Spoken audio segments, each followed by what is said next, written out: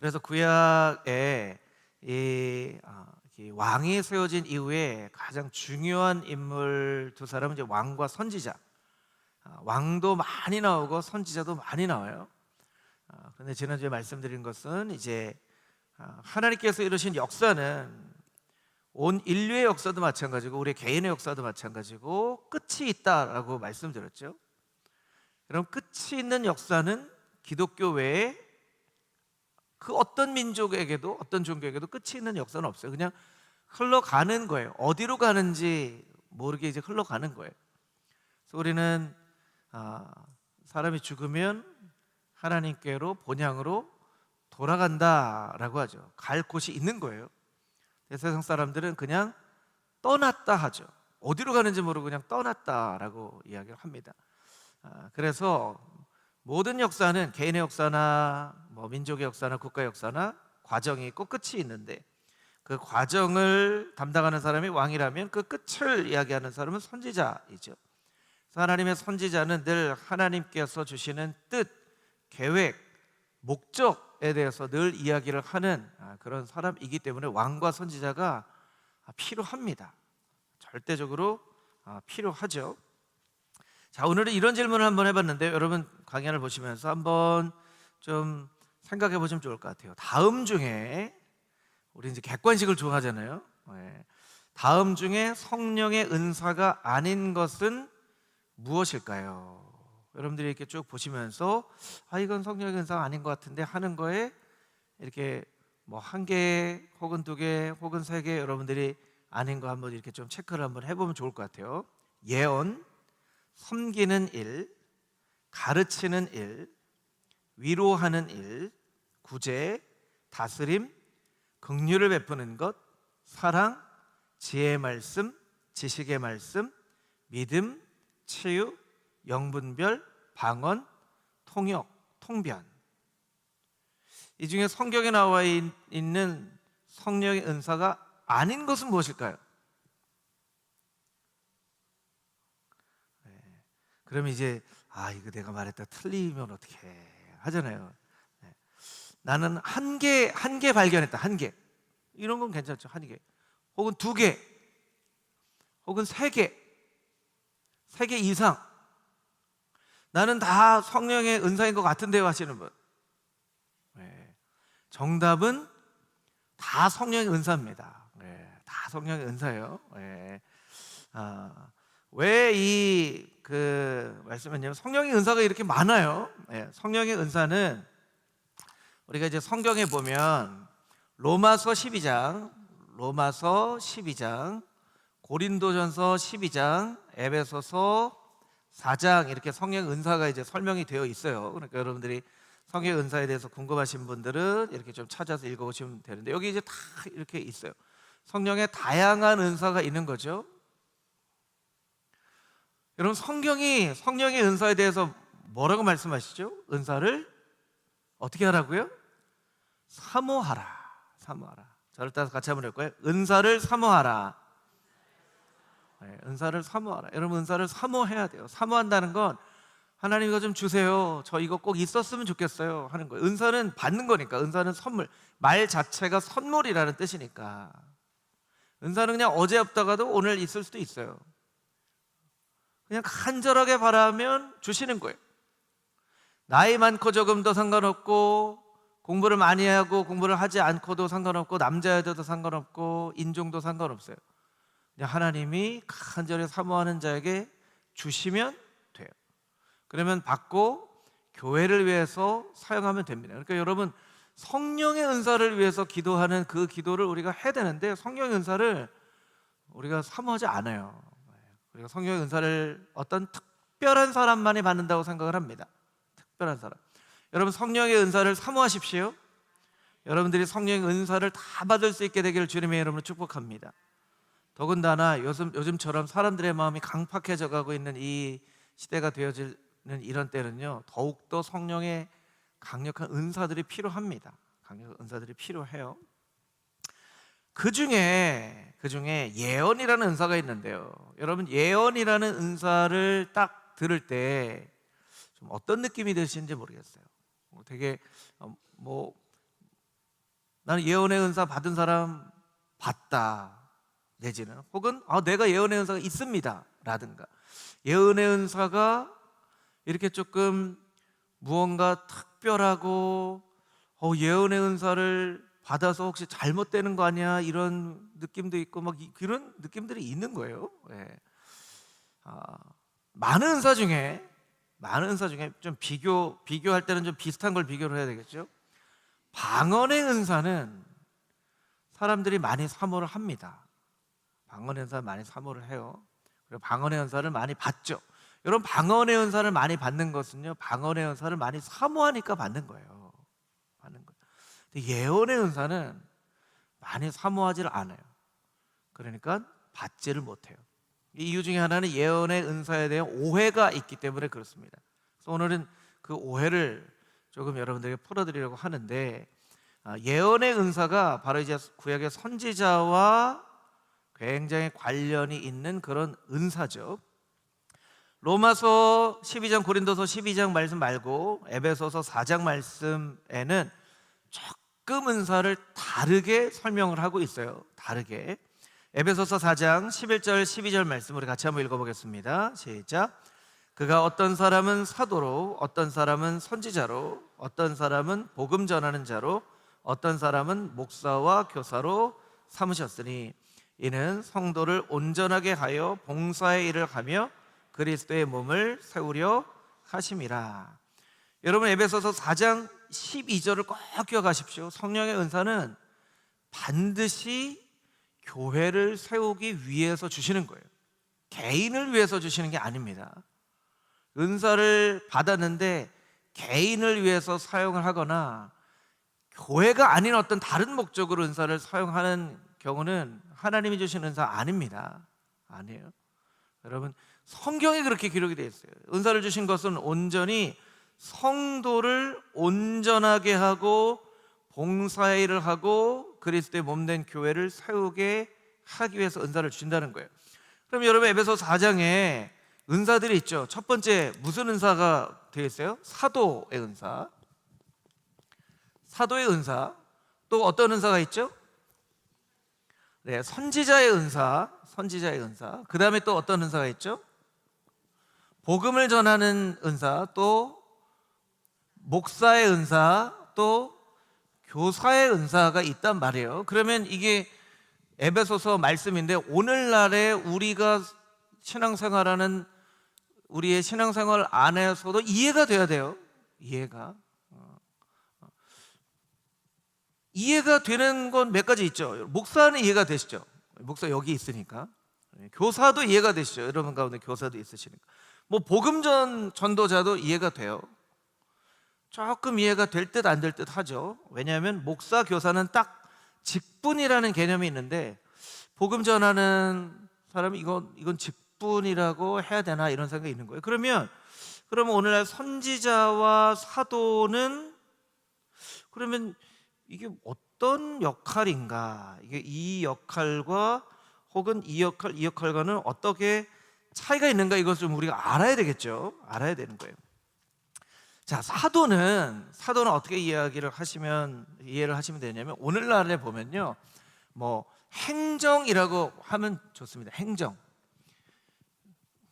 여러분, 나라에도 행정이 굉장히 중요합니다.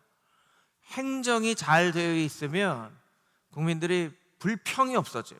교회도 마찬가지예요. 교회도 행정이 잘 되어 있으면 교회가 불평이 없어져요. 신방을 열심히 하면 교회가 따뜻해지죠. 그리고 목회자가 말씀을 전하는 그런 능력이 있으면 교회가 부흥이 돼요. 이런 특징들이 있어요. 그러면 이게 교회에서 이제 행정을 담당하는, 오늘날로 보면 목사님들도 이런 역할도 있지만 장로님들 역할이 있을 수도 있고, 교회의 재직 부서장들도 이런 역할이 있을 수 있어요. 선지자는요, 어떤 역할이냐면 말씀을 증거하는 역할이 선지자의 역할이에요. 그러면 목사님이 말씀을 전하지 않습니까? 이 목사는 목양이죠. 목양. 이렇게 좀 나누어지는 거예요. 교사는 뭐 말 그대로 가르치는 거죠. 가르치는 거예요. 복음 전하는 것은 설명 안 들어도 알겠죠. 그러니까 여러분들 가운데에도 이런 은사들이 있는 분도 있고 아니면 사모하는 그런 마음을 가지실 분도 있을 것 같아요. 저는 저 은사가 있었으면 좋겠습니다 하면 여러분 열심히 사모하십시오. 그리고 이제 은사들이 이렇게 돼 있는데 사실은 이제 오늘날의 목회자들은 이걸 다 하게 거의 돼 있죠. 다 하게 돼 있어요. 그러니까 오늘날 목회자는 사실은 어떻게 되냐면 이렇게 되기가 쉽죠. 슈퍼맨. 슈퍼맨이 돼야 모든 걸 다 해야 되는. 그렇기 때문에 이제 목회자들 가운데 말씀의 은사가 있으신 분들은 좀 은사대로, 목양의 은사가 있으신 분들은 좀 목양으로, 행정의 은사가 있으신 분들도 행정으로, 또 규모가 이렇게 커지면 또 행정이 중요해져요. 그러니까 이제 그거에 따라 이렇게 굉장히 달라지게 된다는 거예요.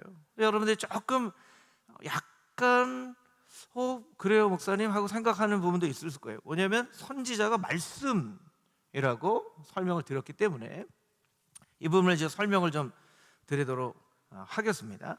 자, 2번 선지자는 어떤 사람들입니까? 먼저는요, 성경에 최초의 선지자라고 할 수 있는 사람은 사실은 모세입니다. 모세.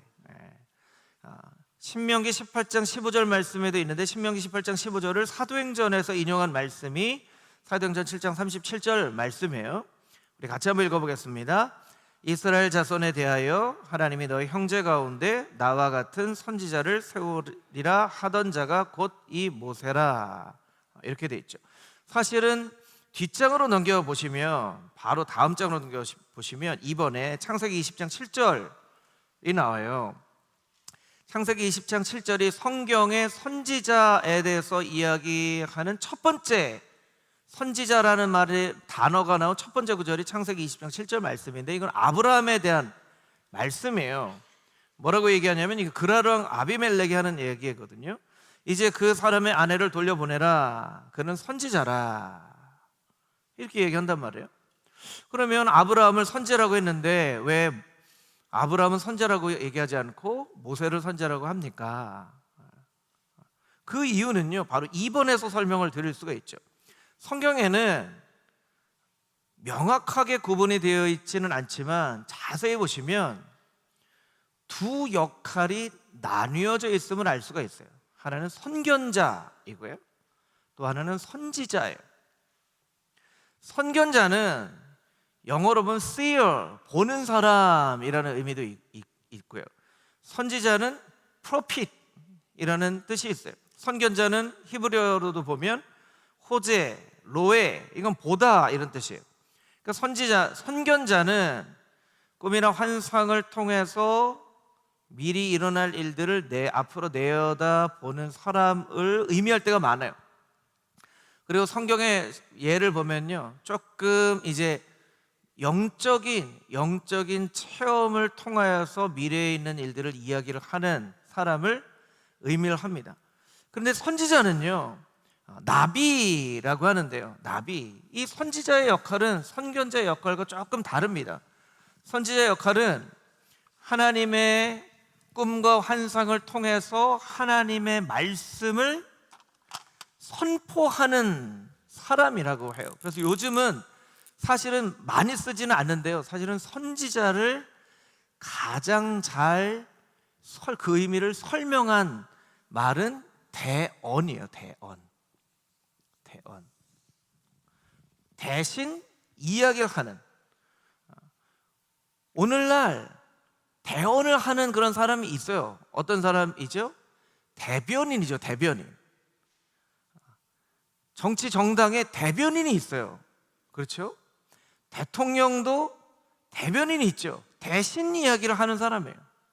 대사도 사실은 대신 일을 하는 사람이기도 하지만 대언을 하는 사람이죠.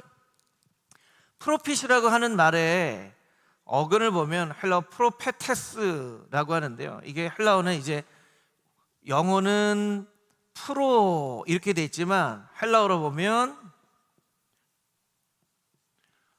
프로스라고 하는데요, 이거는 첫 번째 무엇에 대하여라는 뜻이 있고, 두 번째가 미리 이런 뜻이 있어요. 그러니까 선지자에게도 미리 앞을 내어다보고 이야기를 하는 그런 역할이 있지만, 선지자의 주된 역할은 하나님께서 말씀하시거나 하나님께서 꿈과 환상을 통하여서 보여주시는 것을 이야기해주는 역할이 있는 거예요. 이야기해주는 역할. 자, 바로 위로 넘어와서 왜 아브라함을 선지자라고 성경에 처음으로 얘기를 하고 있는데 왜 모세를 최초의 선지자라고 얘기를 했냐면, 아브라함은 사실은 그 대상이 없어요. 말씀을 대신해서 이야기를 해야 되는데, 아브라함 때는 가족들이고 사실은 족장 시대이기 때문에 대언을 할 대상이 없는 거예요. 모세는 대상이 있죠. 이스라엘 민족들에게 대언을 하는 역할을 했기 때문에 모세를 최초의 선지자라고 보는 것이 맞다라는 거예요. 조금 더 위로 올라와서, 여러분 다음 중에 성령의 은사가 아닌 것은 무엇입니까? 거기에 이제 여러분 강의 하나 보세요. 예언이 있지만 가르치는 일, 위로하는 일, 지혜의 말씀, 지식의 말씀, 이런 은사들이 다 사실은 예언과 굉장히 밀접한 관련이 되어져 있는 그런 은사예요. 자, 여러분 가르치는 것에 대해서 우리가 한번 생각을 해볼 텐데요. 가르치는 건 뭘 가르치는 거냐면 성경을 가르치는 거예요. 성경을 가르치는 거예요. 하나님의 말씀을 가르치는 거예요. 어떤 때 교회에서 선생님들이나 아니면 뭔가를 가르치는 역할을 해야 되는 사람들이 자신의 경험이나 세상의 지식이나 어떤 어디에서 들은 이야기를 가르치는 건 사실은 굉장히 조심해야 돼요. 굉장히 조심해야 돼요. 가르치는 은사는 성경에 있는 말씀을 가르치는 거예요. 그래서 어떤 경우에 똑같은 본문의 말씀을 가지고도 어떤 사람 이야기를 들으면 잘 이해가 되는데 어떤 사람 이야기를 들으면 무슨 얘기를 하는지 모르겠고, 이런 경우가 있죠, 여러분. 저는 어떤 것 같으세요? 저는 잘 못 알아들으시지는 않으시죠? 네. 네. 잘 반응을 해주셔야 되는데, 네. 네, 저 실족하지 않도록. 네. 네. 그래서 여러분 목회자들이 예언의 은사를 받도록 여러분들 많이 기도해 주셔야 돼요. 예언은 막 미리 꿈 환상 보고 막 어제 꿈에 하나님께서 권사님에게 뭐 동쪽으로 가라고 하셨습니다. 그거는 점쟁이들이 하는 거예요. 뭐 동쪽으로 가면 귀인을 만난다, 뭐 이런 거. 뭐 여름에 물 조심해라. 여름엔 다 물 조심해야죠. 뭐 그렇죠. 예. 그런 게 아니에요. 말씀을 가지고 말씀에 있는 내용을 잘 설명해 줄 수 있는 사람. 그러면 교사도 예언의 은사와 관련된 직분이라고 할 수 있을까요? 없을까요? 있어요. 그러니까 여러분들도 모르면서 예언의 은사를 가지고 직분을 감당하시는 거예요. 그러니까 여러분 똑바로 알아야죠. 내가 은사를 가지고 사역을 하는지도 모르고 은사를 가지고 사역을 하는 거예요. 자, 맨 위에 성령 은사가 아닌 것, 네 번째 뭐가 있냐면 위로하는 일이 있어요. 위로하는 일. 여러분 위로하는 일 한 번쯤 안 해보신 분 있으세요, 여기? 나는 평생 위로하는 일 한 번도 안 해봤다. 나는 단언코 단 한 번도 위로해 본 적이 없다. 그런 분은 없으실 거예요. 자, 위로하는 일이 예언의 은사와 관련이 있을까요, 없을까요? 있어요. 위로는 성령님이 하시는 주된 사역 중에 하나이고요. 위로는 뭐냐면요, 내가 그냥 위로하는 게 아니에요. 아까도 이제 말씀드렸지만 내 경험을 가지고 위로하는 게 아니에요. 여러분, 누군가를 위로하기 위해서는 하나님께서 주신 마음이 있어야죠. 하나님께서 주신 말씀이 있어야 돼요. 그러니까 아버지의 마음으로, 아버지의 말씀으로 정말 그 사람에게 하는 것이 위로예요. 위로예요. 그러니까 여러분이 누군가를 위로하시는 분은 벌써 여러분이 예언의 은사를 사용하시는 거예요. 아니, 내가 예언의 은사가 있는지도 모르고 예언의 은사를 사용하고 있는 거예요. 그러니까 오늘날에 예언이라는 은사에 대해서 너무나 오해가 많은 거예요. 너무 미리. 왜 그러냐면, 여러분, 우리나라는 기독교가 우리나라에 전해지기 전에 우리나라에 뭐 불교도 있고 유교도 있지만, 많은 학자들이 얘기하는 거 우리나라의 종교의 백그라운드는 샤머니즘이에요. 샤머니즘. 오랜 시간부터. 그러니까 샤머니즘적인 그런 요소가 있기 때문에 예언이라는 은사에 대해서 특히 우리가 조금 거부감도 있고 두려워하는 마음도 있고 그렇다는 거예요. 여러분, 예언의 은사를 사모하시고 사용하십시오. 사용하셔야 돼요. 오늘 본문의 말씀인데요, 신명기 18장 20절에서 22절 말씀에 여러분들이 보시면, 만일 어떤 선지자가, 중요한 구절이 나오죠. 내가 전하라고 명령하지 아니한 말을 제 마음대로. 이게 이제 문제가 되는 거예요. 하나님이 전하라고 말씀하시지 않은 말씀을 제 마음대로 하는데 어떻게 한다는 거예요? 내 이름으로. 누구 이름이에요? 하나님의 이름으로. 하나님이 말씀하시지도 않았는데 자기 생각으로 하면서 하나님의 이름. 우리가 이제 실족하는 경우가 그런 경우가 있죠. 하나님이 이렇게 집사님한테 얘기하시는 것 같아 하는데 내용을 들어보면 이상한 경우가 있어요. 하나님이 정말로 말씀하시지 않은 것을 내가 그냥 얘기하면 권위가 떨어질 것 같으니까 하나님이 말씀하시는 것 같아 하면서 이야기를 하는 경우가 있는데, 절대로 그렇게 해서는 안 됩니다. 여기에 그런 사람은 어떻게 하라고 말씀이 나와 있어요? 죽임을 당하리라. 죽임을 당하리라. 이게 너무나 중요하다는 거예요. 그러니까 선지자가 하는 역할은 뭐냐면, 하나님께서 전하라고 명령한 것을 하나님의 이름으로 전하는 거예요. 20절에 다시 보시면 20절에 이런 말씀이 있죠. 다른 신들의 이름으로. 다른 신들의 이름으로. 다른 신들, 다른 종교의 이름으로 이야기를 하는 거예요. 그러니까 여러분, 뭐 사주나 운세나, 사주, 운세, 관상, 손금 뭐 이런 거 그냥 재미삼아, 여러분 재미삼아도 하지 마세요. 왜냐하면 재미삼아 하지만 딱 들으면 굉장히 뇌리에 오래 남아요. 오래 남아요. 왜냐하면 우리가 영적인 존재이기 때문에, 그런 것들이 재미가 아니라 영적인 의미가 담겨져 있기 때문에 그래요.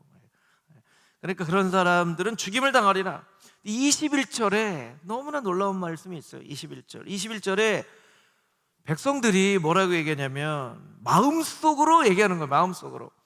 아니, 그 말이 하나님 말씀인지 아닌지 우리가 어떻게 알아 하는 거죠. 여러분, 21절을 읽으시면서 어떻게 느끼셨어요? 21절 백성들이 아니, 근데 하나님 말씀인지 아닌지 어떻게 알아? 그래서 여러분 방언의 은사는 통변의 은사와 같이 사용되어지는 것이 가장 이상적이고요. 예언 사역, 하나님의 말씀을 대언해서 설명하는 것은요, 영적인 지혜와, 위에 나와 있는 것처럼 지혜의 말씀, 지식의 말씀, 영을 분별하는 은사가 있는 회중과 함께 되어지면 이것은 너무너무나 환상의 조합인 거예요. 환상의 조합인 거예요. 저는 너무나 늘 감사하는 것이, 여러분, 이렇게 사실은 수요 예배 때, 요새는 주중 예배 이렇게 많이들 안 나오세요. 다른 교회들도 보면 많이들 안 나오세요. 우리는 굉장히 많이들 나오시는 거예요. 여러분들이 사모하는 마음이 있으신 거예요. 할렐루야. 네. 여러분, 어떤 목회자가 정말 하나님께 예언의 은사를 받고 사모하는 마음으로 아무리 하나님 말씀을 전해도 듣는 사람이 없으면 그 목회자가 예언의 은사를 사용해서 말씀을 전하는 게 어떤 의미가 있겠습니까? 그러니까 예언의 은사, 말씀을 가르치는, 선포하는 은사는 영적인 사모함을 가진, 영을 분별하는 지혜의 말씀, 지식의 말씀을 사모하는 성도들과 같이 이루어져야죠. 같이 이루어져야 되는 거예요. 그래서 여러분, 저는 늘 소망하고 기대하는 것들이 있는데, 하나님의 말씀을 열심히 선포할 때 정말 말씀을 듣는 자리에 많은 사람들이 모여서 하나님 말씀을 듣고 그 하나님 말씀으로 기쁨을 되찾고 감사를 되찾고 소망을 되찾는 일들이 금호 중앙교회 가운데 더 넘치도록 부흥되어지고, 많은 사람들, 또 주변에 여러분 하나님 말씀 들어야 될 사람들이 있으면 많이 초청하셔서 많이 듣고, 그런 일들이 앞으로 더욱더 일어날 수 있게 되기를 주님의 이름으로 축복합니다. 아멘. 21절 말씀이 그러니까 너무나 재미난 말씀이에요. 아니, 그 말씀이 하나님의 말씀인지 우리가 어떻게 알아? 이렇게 백성이 생각했다는 거예요. 그러니까 말씀을 하시는 거죠. 만일 선지자가 있어서 여호와의 이름으로 말한 일에 증험도 없고 성취함도 없으면 이는 여호와의 말씀하신 것이 아니에요. 그러니까 하나님 말씀하신 것에는 역사와 열매가 있다는 거죠. 하나님 말씀하신 것에는 역사와 열매가 있습니다. 그러니까 교회는요, 마치 나무가 열매를 당연히 맺는 것처럼 교회는 열매를 당연히 맺어야 되는 거예요. 당연히 맺어요. 그 열매는 여러 가지가 될 수 있겠죠. 뭐 부흥의 열매일 수도 있고요, 자녀들의 열매일 수도 있고, 선행의 열매일 수도 있고, 복음 전도의 열매가 일 수도 있고, 뭐 병이 낫는 그런 열매일 수도 있고, 여러 가지 열매일 수 있지만 그 열매가 나타나야 되는 거예요. 여러분, 금호중앙교회를 위해서도 열매가 나타나는 교회가 되게 하여 주시옵소서. 우리가 이렇게 기도해야 돼요. 그게 당연히 하나님의 말씀이 선포되어지는 곳에 나타나는 일이기 때문에 그렇습니다.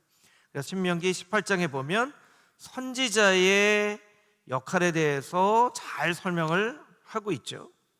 여러분, 예언의 은사, 선지자의 역할에 대해서 좀 이해가 잘 되셨죠? 이해가 잘 되셨나요? 예, 다음 장으로 한번 넘겨보도록 하겠습니다. 조금 예외적인 표현들이 있어요. 사무엘상 9장 9절 말씀 우리 같이 읽어보도록 하겠습니다. 시작. 옛적 이스라엘에 사람이 하나님께 가서 물으려 하면 말하기를 선견자에게로 가자 하였으니 지금은 선지자라 하는 자를 옛적에는 선견자라 일컬었더라.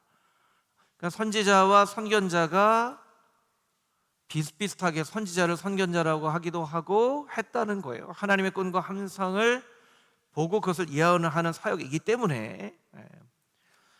때로는요, 그냥 하나님의 사람, 히브리어로 하면 이시 엘로힘, 하나님의 사람을 선지자라고 표현을 하는 경우가 있어요. 아까도 읽었지만 아브라함을 선지자라고 표현하는 것은 아브라함이 예언의 사역을 했기 때문에가 아니라 그냥 하나님의 사람이라는 거예요. 출애굽기에도 그런 표현이 있는데, 출애굽기 15장 20절 말씀에 보면 아론의 누이 선지자 미리암이 이렇게 표현되어 있어요. 자, 미리암은 선지자인가요? 아닌가요? 선지자인가요? 아닌가요? 선지자가 아니면 왜 선지자가 아니죠? 성경에 미리암과 관련된 본문의 말씀 가운데 미리암이 하나님의 말씀을 대언을 한 사역이 기록이 되어져 있지 않기 때문에 그래요. 그러니까 미리암은 그런 사역, 모세와 같이 그런 사역을 하지는 않았어요. 자, 그러면 아론은 선지자라고 할 수 있을까요? 없을까요? 아론은 선지자라고 할 수 있을까요? 없을까요? 아론은 선지자라고 할 수 있죠. 아론에 대해서 선지자라고 이야기하고 있지만 아론의 역할은 대언을 하는 역할이에요. 여러분, 아론을 세우신 이유가 모세가 하나님 부르시는데 그렇게 안 가려고 할 때 하나님이 막 화를 내시잖아요. 네 형 아론이 말을 잘하지 않냐? 아론을 너와 함께 보내겠다니까. 아론은 하나님과 모세의 대언자의 역할을 하는 역할이 아론이에요. 그러니까 아론은 선지자라고 할 수 있죠. 그렇게 하나님의 사람을 선지자라고도 표현하는 부분이 있다는 거예요. 선지자가 긍정적인 의미로 쓰여집니다. 민수기 11장 29절 말씀 우리 같이 읽어보겠습니다. 시작. 모세가 그에게 이르되 내가 나를 두고 시기하느냐? 여호와께서 그의 영을 그의 모든 백성에게 주사 다 선지자가 되게 하시기를 원하노라. 아멘. 이스라엘 회중에 엘닷과 메닷이라는 사람이 하나님의 영이 충만해서 막 예언을 해요. 그러니까 여호수아가 모세에게 갑니다. 저 엘닷과 메닷 저 하지 말라고 하십시오. 그랬더니 하나님께서 모세를 통해서 뭐라고 말씀하세요? 이스라엘의 모든 백성이 하나님의 영으로 말미암아 선지자가 되었으면 좋겠다 라고 말씀을 하세요. 자, 여기에 선지자가 되게 하시기를 원한다. 조금 더 풀어서 설명하면 어떤 의미라고요? 하나님의 말씀에 대하여서 이야기해 줄 수 있는, 대언할 수 있는 사람이 되었으면 좋겠다라는 거예요. 여러분, 이 말씀은요 이스라엘 백성들에게만 주신 말씀이 아니에요. 금호중앙교회 모든 성도님들에게도 주신 말씀이에요. 나는 금호중앙교회 모든 성도가 다 선지자가 됐으면 좋겠다. 할렐루야, 아멘. 그것은 하나님 말씀을 읽고 친구에게든 가족에게든 이웃에게든 이 말씀의 뜻은 이런 뜻이에요 라고 이야기해 줄 수 있는 그런 역할을 하는 거예요. 여러분, 똑똑하다고 하는 게 아니에요. 여러분, 전도할 때 어떤 분들 제가 오늘 전도했는데 너무 정말 힘들었어요. 제가 만난 사람이요 박사님이었어요. 박사님. 한편을 맞죠. 한편을. 여러분, 박사는요 자기가 공부한 것만 박사죠. 성경에 대해서 누가 박사예요? 성경에 대해서 누가 박사예요? 내가 박사예요. 내가 박사. 내가 박사라는 말이 부끄럽지 않게 우리가 성경을 열심히 읽고 잘 알아야 되겠죠? 그러니까 여러분, 박사 만나도 걱정하지 마세요. 성경에 대해서는 내가 박사예요. 내가 박사예요. 그러니까 이게 이제 막 똑똑하다고 막 성경을 이야기를 하는 게 아니라 여기는 여러 가지가 있어요. 지식도 있어야 되지만 마음도 있어야 되고 열정도 있어야 되고.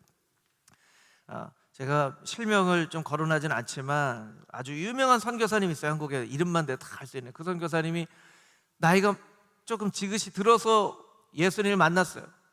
근데 예수님을 만난 다음 날부터 전도를 하는 거예요.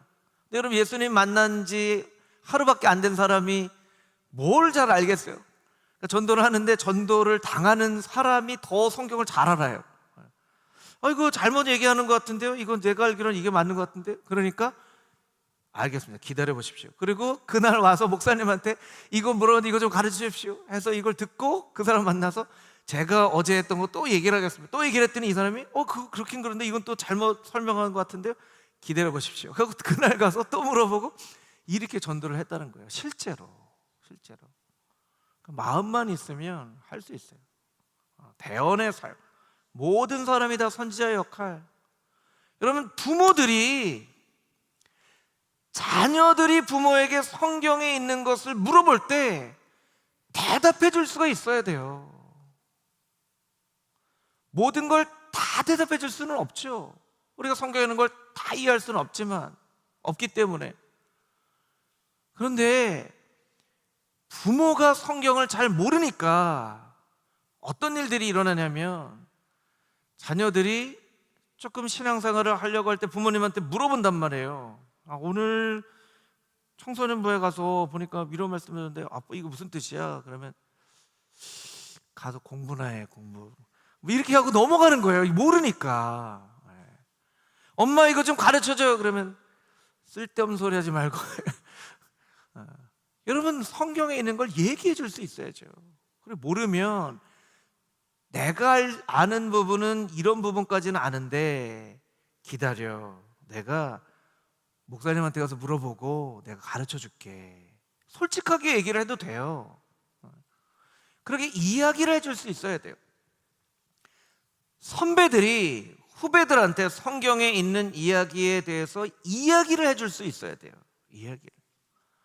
그냥 인간적인 경험도, 교회도 우리가 인간이 살아가는 그런 곳이기 때문에 인간적인 얘기도 할 수 있어요. 세상 얘기도 할 수 있어요. 그런데 교회는 세상 얘기는 짧게 하고 성경에 있는 얘기는 많이 해요. 구역 모임 때도요, 여러분 다른 얘기 막 하지 마시고 성경에 있는 얘기, 말씀, 은혜 받은 얘기, 너무 옛날 얘기 한 10번, 20번 들었던 얘기 또 옛날 얘기 또 하시고 그렇게 하지 마시고, 따끈따끈한 얘기, 어제 내가 묵상을 했는데, 어제 내가 암송을 했는데 따끈따끈한 얘기 해주시면요, 여러분 그게 교회 공동체를 살리는 일이에요.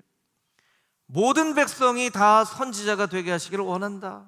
여러분 이 말씀 잘 기억하세요. 부정적인 의미도 있죠. 아까도 부정적인 의미 신명기 18장도 있지만 신명기 13장에도 보면 너는 그 선지자나 꿈꾸는 자의 말을 청종하지 마라. 꿈꾸는 자나 선자를 죽이라. 이건 하나님의 선지자 죽이라는 게 아니에요.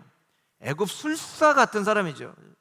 술사, 애굽 술사나 이방 종교에 빠져서 잘못된 영적인 체험으로 미혹하는 자를 의미하는 거예요.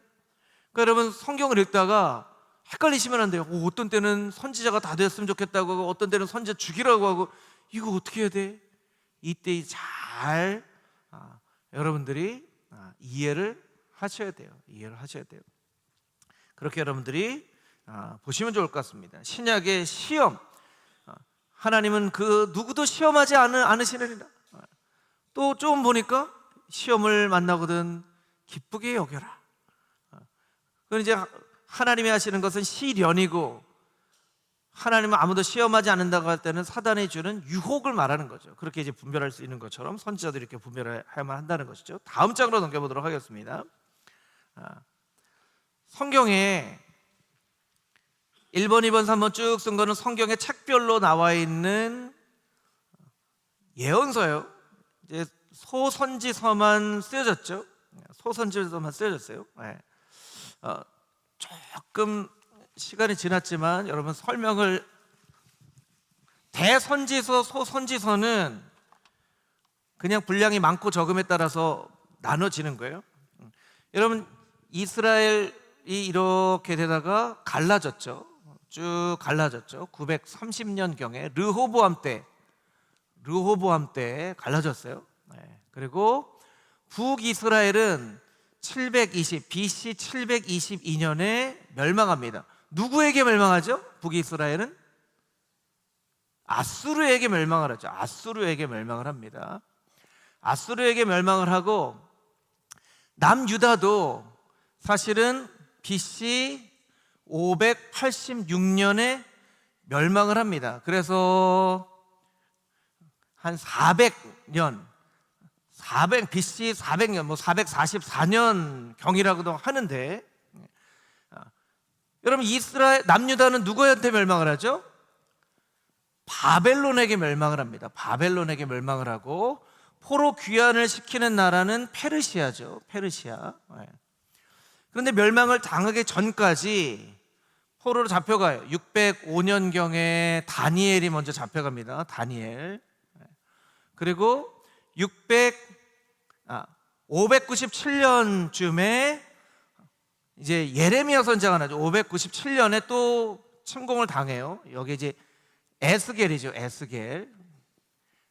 그리고 586년에 이게 이제 순서상 위로 올라가죠. 586년에 바벨론이 멸망합니다. 이때가 이제 예레미야예요. 예레미야.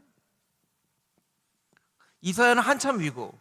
그러니까 대선지서가 이사야, 예레미야, 에가, 에스겔, 다니엘인데, 순서상으로 보면 다니엘이 먼저, 에스겔, 예레미야 순서로 거꾸로 된다는 것을 여러분들이 기억을 하시면 돼요. 그리고 586년에 멸망하고, 사실은 포로 귀환을 하는 것을 보면요 538년부터 합니다. 538년부터 1차 귀환 스룹바벨이 이 귀환을 하고, 이제 515년에 성전이 재건이 되죠. 그래서 이 586년과 515년 성전이 회파된 것과 성전이 재건되는 시기를 가지고 바벨론 70년 포로 생활이다 보통 이제 얘기를 해요. 이제 왜 이 말씀을 드리냐면, 여기 이제 선지자가 이사야, 예레미야, 에가는 크기가 많지 않지만 예레미야와 짝으로 되어 있기 때문에 대선지서가 되는 거예요. 그래서 에스겔, 다니엘 이렇게 쓰여진다는 거 여러분 아시면 좋을 것 같고요. 자, 밑으로 보니까요, 성경의 시대 순으로 본 구약 성경, 이 표는 성경 파노라마라는 책의 테리 홀이라는 분이 쓴 책에서 이제 인용한 것인데요. 보면 여러분 위에 열왕기 상하가 돼 있죠. 사무엘 상하는 사실은 다윗과 사울과 다윗의 이야기이기 때문에 열왕기 상부터가 이제 왕들의 이야기인데요. 여러분, 왕들의 이야기가 더 많나요? 선지자들의 이야기가 더 많나요? 왕들의 이야기가 더 많아요? 선지자들의 이야기가 더 많아요? 선지자들의 이야기가 훨씬 더 많아요. 성경에 보면 왕들의 이야기는요, 열왕기 상하예요. 2권이에요. 뭐 역대기까지 합친다 하더라도 4권이에요. 그런데 역사서는 17권이에요. 17권. 소선지서 12권, 대선지서 5권. 그러니까 선지자들을 통해서 하신 말씀이 훨씬 더 많다는 거예요. 왜 많을까요? 선지자들은 그 역할 자체가 하나님의 말씀을 대언하는 역할을 했기 때문에, 그래서 선지서들이 많은 거예요. 많은 거예요. 근데 선지서들이 많으니까 우리가 헷갈리죠. 헷갈려요. 여러분, 대선지서는 조금 구분이 되셨죠? 이사야는 한참 전에 있지만 예레미야, 에가, 에스겔, 다니엘, 이사야까지 합쳐서 이게 이제 대선지서예요. 소선지서는 위에 나와 있는 것처럼 호세아, 요엘, 아모스, 오바댜, 요나미, 미가, 나훔, 하박국, 스바냐, 학개, 스가랴, 말라기. 자, 밑에 표에 보면요, 학개, 스가랴, 말라기는 포로기 이후예요. 그러니까 위에 9번과 10번 사이에 이렇게 딱 그어 놓으시면 좋겠죠. 9번과 10번 사이에 이렇게 딱 그어 놓고 뒤는 포로기 이후. 아, 학개, 스가랴, 말라기는 포로기 이후구나. 그럼 앞에 9개만 안 헷갈리면 되잖아요. 앞에 9개만. 그 밑에 있는 걸 보면요, 북이스라엘에 대해서 예언한 선지서는 2개예요. 호세아, 아모스. 호세아, 아모스. 호세아가 1번, 아모스가 3번이에요. 그 북이스라엘 하면 1, 3 이렇게 하시면 되고, 그리고 여러분 요나서는 우리가 잘 알잖아요. 요나서는 어느 나라에 대한 이 예언의 말씀이에요? 니느웨에 대한 말씀이에요. 니느웨. 요나는 들었잖아요. 다시스로 가라 했는데 다시스로 절대 못 가겠습니다. 니느웨로 가라. 니느웨로 절대 못 가겠습니다. 다시스로 가잖아요. 그러니까 요나는 니느웨. 요나가 요나로 끝나잖아요. 나훔도 니느웨에 대한 말씀이에요. 그러니까 요나, 나훔, 이건 이제 니느웨에 대한 말씀이에요. 그럼 하나만 외우면 되겠죠. 오바댜. 발음하기가 참 쉽지 않아요. 그렇죠? 오바댜는 에돔에 대한 말씀이고 나머지는 남유다에 대한 예언이다. 요엘, 미가, 하박국, 스바냐. 이렇게 이해를 하시면 소선지서가 사실은 소선지서만 나오면 성도님들이 막 헤매요. 이게 어디 요나 다음에 미가가 있는지 나움이 있는지 막 이게 찾는단 말이에요. 근데 그렇게 헷갈리지 마시고 학개, 스가랴, 말라기는 포로기 이후 1번, 3번. 요 호세아와 아모스는 북이스라엘에 대해서, 요나, 나훔은 니느웨, 오바댜는 에돔, 나머지는 남유다. 이렇게 이해하시면 여러분들이 이제 그 예언서에 대해서 여러분들이 잘 이해를 하시겠죠. 그런데 여러분, 좀 관찰력이 있으신 분들은 위에 표에서 조금 약간 이거 방금 설명하신 거하고 다른데 하고 생각하실 부분이 있어요. 뭐냐면 예레미야서는 바벨론 포로기 이전에 들어가 있죠. 찾으셨나요?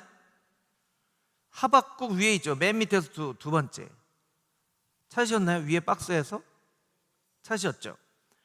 오른쪽에 보니까 예레미야, 에가는 포로기 때 쓰여졌다고 돼 있네. 분명히 그 사이에 지웠나요? 아니에요, 안 지웠네요. 분명히 목사님이 시기로 보면 다니엘이 먼저 나오고 에스겔이 나오고 그 다음에 예레미야가 나온다고 했는데, 그래서 성경의 순서대로 보면 이사야, 이사야, 예레미야, 에가, 에스겔, 다니엘 이런 순서로 거꾸로 쓰여졌다고 그랬는데 예레미야가 더 늦게 나온 선지자인데 왜 예레미야가 먼저 나오고 에스겔, 다니엘은 포로기 때 쓰여진 말씀이라고 돼 있지? 이렇게 생각하실 수 있어요. 그렇게 생각하시는 분은 이제 벌써 이 분별의 은사와 영의 눈이 이렇게 막 열려지는 분이시죠. 자, 예레미야서는요 언제 쓰여졌냐면 시기적으로는 에스겔, 다니엘보다 뒤지만 예레미야서는 바벨론에 의해서 멸망당할 그때에 쓰여진 거예요.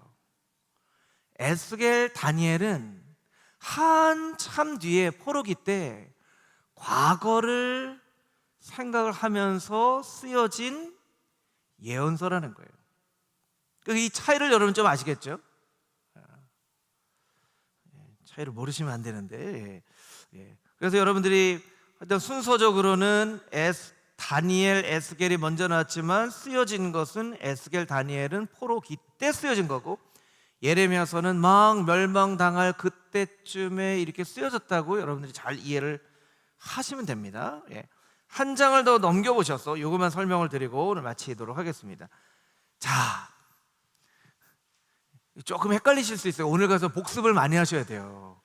왜냐하면 저를 좀 보세요. 저를 성경에 기록되어져 있는 순서가 있고, 그렇죠? 성경에 기록되어져 있는 순서가 있어요. 호세아, 요엘, 아모스 이렇게 가는 순서가 있고, 그리고 어떤 나라에 대해서 예언을 하는가, 남유다냐 북이스라엘이냐에 대해서 구분하는 게 있고, 맨 마지막에는요 시간에 따라서 쓰여진 예언서예요. 자, 이제 순문그림 찾기를 좀 할 텐데요, 순서상으로 보면 예언서 중에 가장 먼저 쓰여진 예언서는 어떤 예언서인가요? 힌트를 드리면 성경의 예언서는 점으로 되어 있는 박스로 되어 있어요. 여러분들 아는 자료에 보면 점으로 되어 있는 박스.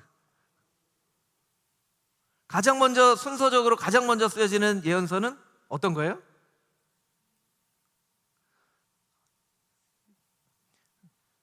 자, 남유다 쪽에 있어요. 북이스라엘 쪽에 있지 않고 남유다 쪽에 이렇게 보세요. 그런 점으로 되어 있는 박스가 있을 거예요. 오바댜. 누가 찾으셨어요? 박영숙 권사님.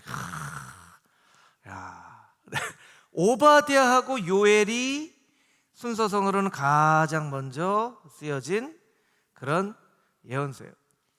자, 여기에서 오바댜는 어떤 나라에 대한 예언서죠? 오바댜는 에돔에 대한 이렇게 손목그림 찾기 하면서, 자, 요엘서는